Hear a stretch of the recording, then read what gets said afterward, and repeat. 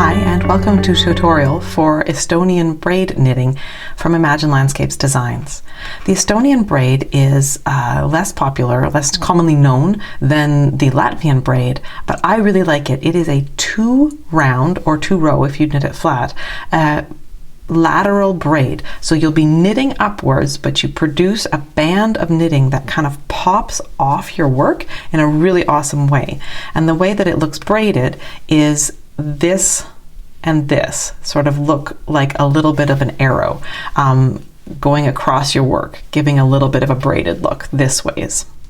The first step in knitting the Estonian braid, also known as a kihnuvitu, if I'm remembering my pronunciation correctly, is to knit alternating colors.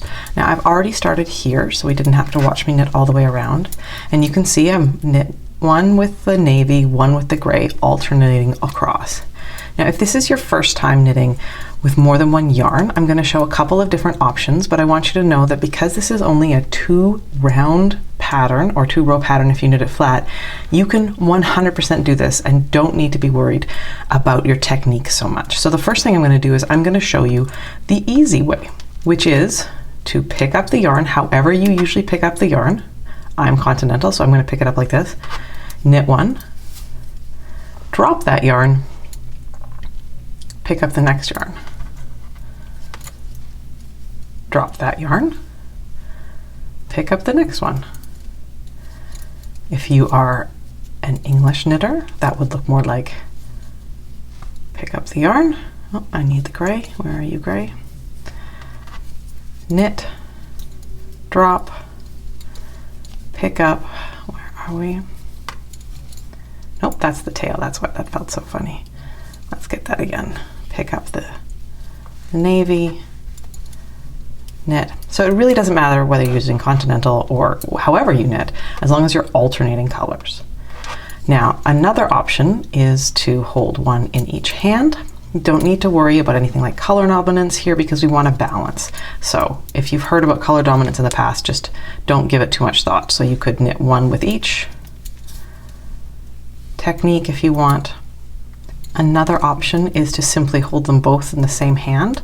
So I'm continental, so it would look like this. I'd knit one with that, then I'd grab the other. So all we need to worry about is getting alternating stitches here. And it doesn't really matter which one you start with. Your pattern may care, but in terms of the technique itself, it's not important. So step 2 is to purl all of these with the alternating color. So step 2 involves always having the purling yarns to the front so that we can weave the yarns around and around and make the lateral braid pop to the front. So first thing I'm going to do is I'm going to take the gray yarn to purl the navy yarn.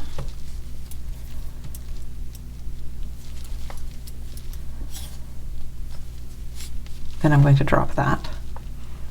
But you notice I didn't drop it like this because I need it to go behind the navy. So we're going to take the navy and pick it up and purl the gray.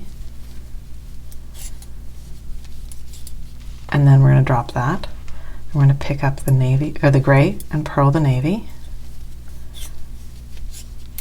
And we just keep going over and over again. Now, is there a way to do this without dropping? Yes, absolutely. Alex Bird, who taught the Baltic Braids class at Vogue Knitting that I learned this from, had a method of holding them both in one hand, but I can't remember it. And so I encourage you, if you'd like to work on a sense of mastery in this, to go to her. She is definitely an expert. I am merely an enthusiastic amateur at the Estonian braid. One of the reasons I like it is because it's a 2-row braid, and it is like a quick, narrow braid, and for some designs you just want a narrow braid. The Latvian braid is a more popular and common braid in knitting, but it is a 4-row braid, and so it takes up a bit more space in terms of designs, and so I really like this narrow little braid.